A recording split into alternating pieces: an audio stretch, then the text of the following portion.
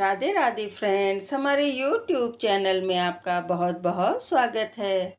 बंधुओं, कार्तिक मास शुरू हो रहा है जो कि बहुत ही पवित्र व धार्मिक महीना है। बंधुओं, इस मास में स्नान दान जरूर करना चाहिए। वह धार्मिक ग्रंथों का पाठ जैसे भगवत गीता रामायण का पाठ विशेष महत्व रखता है। बंधुओं, इस महीने में हर मनुष्य को सुबह अमृत बेला में उठकर, जो कि 4 से 6 बजे के बीच का होता है, स्नान करना चाहिए। यदि इस महीने में गंगा जमुना नर्मदा आदि पवित्र नदियों में स्नान किया जाए तो और अधिक पुण्यदायी होता है। बंधुओं, कार्तिक महीना भगवान विष्णु का महीना माना जाता है। इस महीने में विष्णु भगवान की पूजा व कृष्ण भगवान की पूजा विशेष तौर पे की जाती है। यदि कोई स्नान ना भी कर सके तो भी कार्तिक महात्म्य सुनने से उसका पूरा फल मिलता है।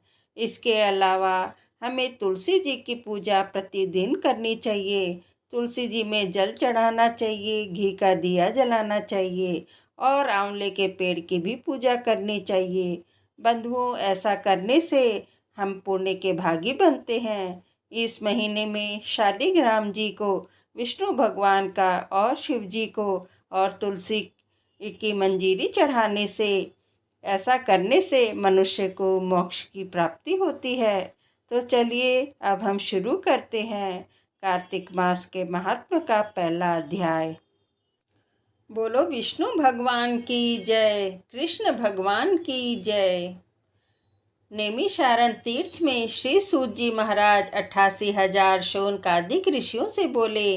अब मैं आपको कार्तिक मास की कथा विस्तार से सुनाता हूँ, जिसे सुनकर मनुष्य सब प्रकार के पापों से छूटकर अंत समय में वैकुंठ को प्राप्त होता है। सूत जी बोले, श्री कृष्ण जी से आज्ञा लेकर देव ऋषि नारद के चले जाने पर सत्यभामा प्रसन्न होकर लक्ष्मीपति भगवान से कहने लगी, हे नाथ, मैं धन्य हुई, मेरा जीवन सफल हो गया।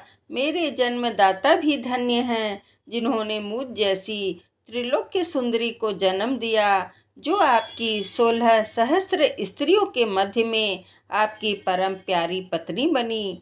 मैंने वह कल्प वृक्ष आदि पुरुष आपके साथ नारद जी को विधि पूर्वक दान में दे दिया, परंतु वही कल्प वृक्ष मेरे घर लहराया करता है, जिस बात को मृत्यु लोक में कोई भी स्त्री नहीं जानती।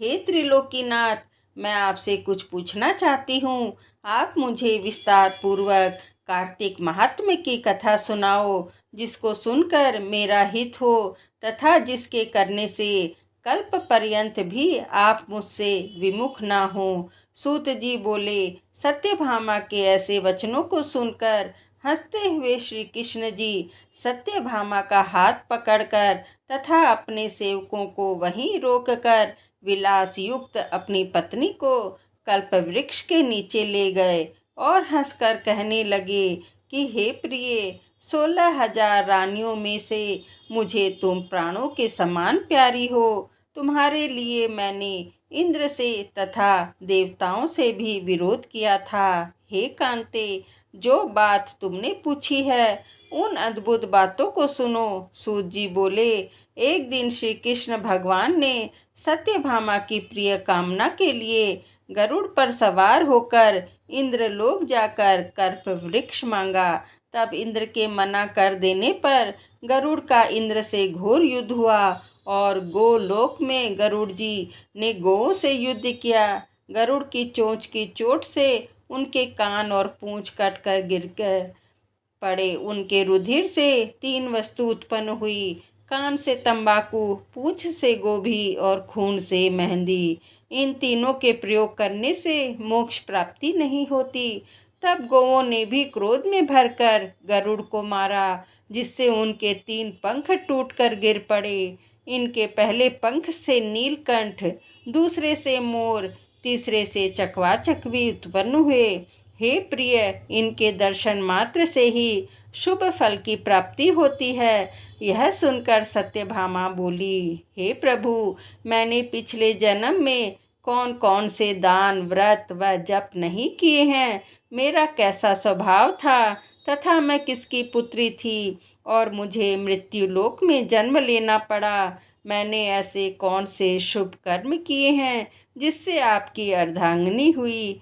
कृष्ण बोले, हे प्रिय, जो तुमने पूर्व काल में शुभ कर्म किए हैं विस्तार पूर्वक कहता हूँ। पूर्व समय में सतयुग के अंत में मायापुरी में अत्रि गोत्र में देव शर्मा नाम का एक ब्राह्मण वेद वेदांत का जानने वाला रहता था। वह रोज अतिथियों की सेवा, हवन और सूर्य भगवान की पूजा किया करता था। उसका तेज सूर्य के समान तेजस्वी था। उसके वृद्धावस्था में गुणवती नाम की कन्या हुई। उसका विवाह उस पुत्रहीन ब्राह्मण ने चंद्र नाम के अपने शिष्य के साथ कर दिया। चंद्र को अपने पुत्र के समान मानता तथा चंद्र भी उसे अपने पिता के समान सम्मान देता था। एक दिन वे दोनों कुश और समिधा लेने के लिए वन में गए। हिमालय की तलहटी में भ्रमण करते हुए उन्होंने एक राक्षस को आता हुआ देखा। उस राक्षस से भय के मारे उनके सब अंग शिथिल हो गए और भागने की सामर्थ्य भी नहीं रही। तब उस काल के सदृश राक्षस ने उन दोनों को मार डाला। उनके धर्मात्मा होने के कारण मेरे पार्षद उनको मेरे पास वैकुंठ में ले आए, क्योंकि उन्होंने आजीवन सूर्य भगवान की पूजा की थी। उस कर्म से मैं दोनों पर अति प्रसन्न हुआ। शिव, सूर्य, गणेश जी, देवी, इन सब देवताओं की पूजा करने वाले सब स्वर्ग को प्राप्त होते हैं। मैं एक होता हुआ भी काल और कर्मों के भेद से 5 प्रकार का होता हूँ। जैसे एक देवदत्त पिता, भ्राता आदि नाम से बोला जाता है। जब वह दोनों विमान पर चढ़े हुए सूर्य के समान तेजस्वी रूपवान चंदन और माला धारण किए हुए मेरे भवन में आए तो दिव्य भोग भोगने लगे। जय श्री कृष्णा।